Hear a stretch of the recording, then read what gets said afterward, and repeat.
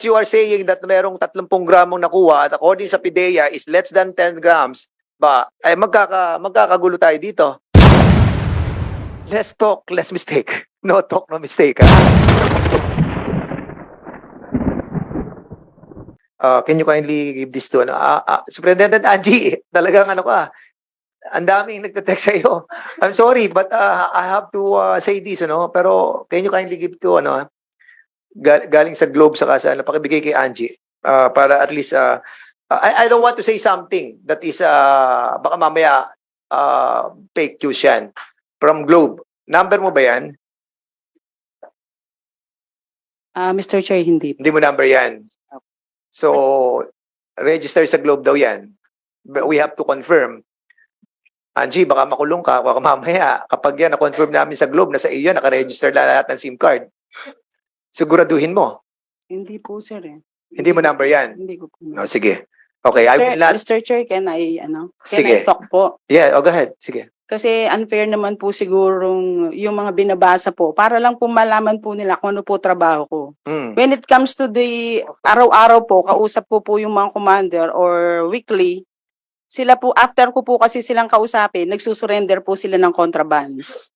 Ako rin po ang nagre-report sa PIDEA at saka sa NICA at saka kay SOJ.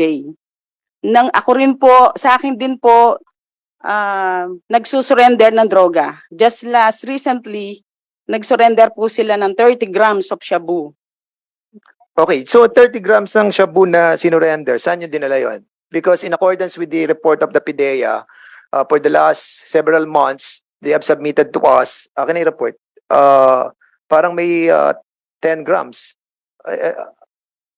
So, saan yung sinurrender yung Sinurrender, shabu? ano po yan, sir eh? Ano ba tawag to? Monthly or weekly? Saan mo nga sinurrender? Sa PIDEA po, sinusurrender po PIDEA. ng IIS po Sa natin. 30 grams of shabu. Yes. Sinurrender ng ni Angie. Asan yun? Sa report ninyo, wala. Ito, bibigay ko yung report nyo.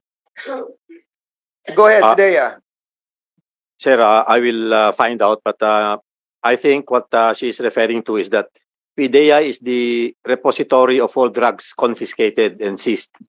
So all law enforcement agencies are supposed to give to PIDEA all their confiscated drugs, and this will be processed for destruction. Baka sir, yun po ang ibig niya sabihin. You have, Baka to make, huli nila, papatago sa amin. you Kasi have to make it clear, Superintendent Angie, ha? Because you were saying na 30 grams? Yes, sir. Yung pong recently po na sinurrender, IIS po kasi namin ang nagsusurrender Kaya po. nga, in accordance with the report of the PIDEA, hindi ito lalampas sa 10 ano. Kaya I'm just curious kung sinasabi mo totoo dahil mali yun, hindi nagtatama sa binigay ng PIDEA ngayon. Yun po So, sa... less talk, less mistake. No talk, no mistake, ha? Sige, go ahead. Mr. Chair, yun po kasi yung reported po sa akin ng IIS. Hindi po ako, sir, ang nagsasubmit po ng for Sino ang IIS? investigation section po ng Sino nga? maximum. Sino nga? Sina orasyon po. Asan siya? Andito ba siya? Wala po sila eh. Ay, lalo tayong magkakaroon pa tayo ng susunod na hearing pag nagkataon. Because you are saying that merong 30 gramong nakuha at according sa PIDEA is less than 10 grams, ba, ay magkakagulo tayo dito. Ibig sabihin, meron kayong tinatago na 20. Ha? Noon po Angie? kasing nireport po ng alpha natin, sir, 30 grams po. 30 Nung grams. opo, hindi po kasi, sir, ako ang pumapasok po para kunin po yun kasi bawal po yun. Dapat po investigation. We appreciate your conducting this kind of effort, no? That sa iyo sinasubmit. Ako po lahat po Kaya nga, nagsusurrender, sir. kung- Ako rin po nagtatransfer ng mga drug lord po, Kaya sir. nga, so kung ikaw ang nag-transmit ng 30 grams na yan, papunta sa kanila, ha? Which in accordance with your structure, dapat, I think hindi ikaw, dapat yung custodian ng mga contrabands, which is under ng SPU, ng Security Patrol Unit, because their mandate is to search and seize all contrabands. Mr. SPU Chair. yan, hindi mo trabaho yan? Mr. Chair, Yes. sa akin po, nire-report na magsusurrender po sila. Kaya po SPU. pinapasok ko po yung IIS. Okay, SPU. Tapos na sana tayo, pinasok mo pa yan. Okay, sino ang SPU that time? SPU, na meron ka na kolektang 30 grams na shabu. Sino ang SPU during that time? Mr. Chair, IIS po ang kumuha. Ano ang IIS? Ano yan? Action po ng maximum. O sino yun? Being the head of the superintendent, ikaw ang superintendent during that time. Sino siya? Ano po, sir? So wala siya rito. Wala po siya rito, sir. Pero ang nag-surrender sa iyo IIS, hindi niya anong tawag sa IIS? Investigation? Pero ang seizure and search is being managed by SPU. Mr. Chair, Sino nag-search, sino nag-seize, siya may hawak.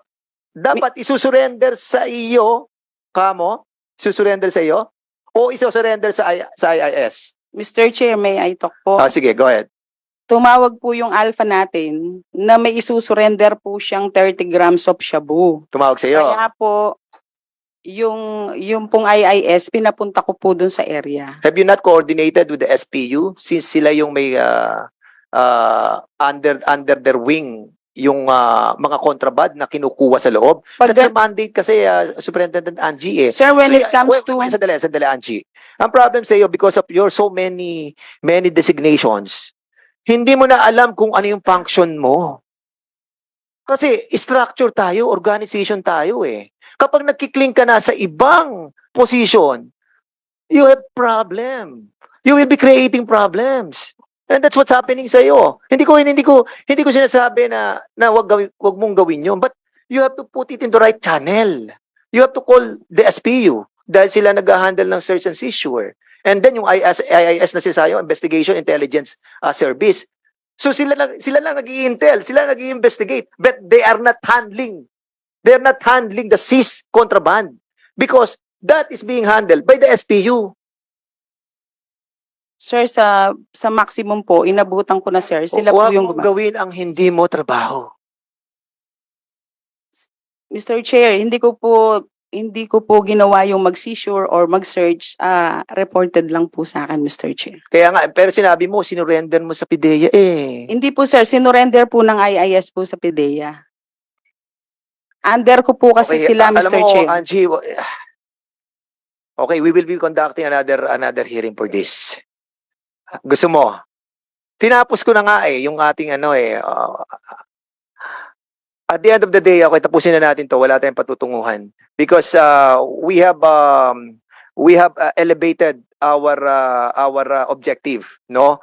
In order to have a consolidated effort at the different agencies to have one effort of arresting these criminal elements inside the Bucor. Yun yung ating function. At the same time, we will be having some amendment on the existing law, the 10575 on the Bucor. Yun po yung pinaka-objective ng mga legislator and we will do that. And all other concern pertaining to your civil service problem and all the catering and also the GCash, that will be handled by General Katapang. And you have to report to this Congress on what will happen after 3 months para makita po natin kung nagkaroon ng kaayusan sa Bucor.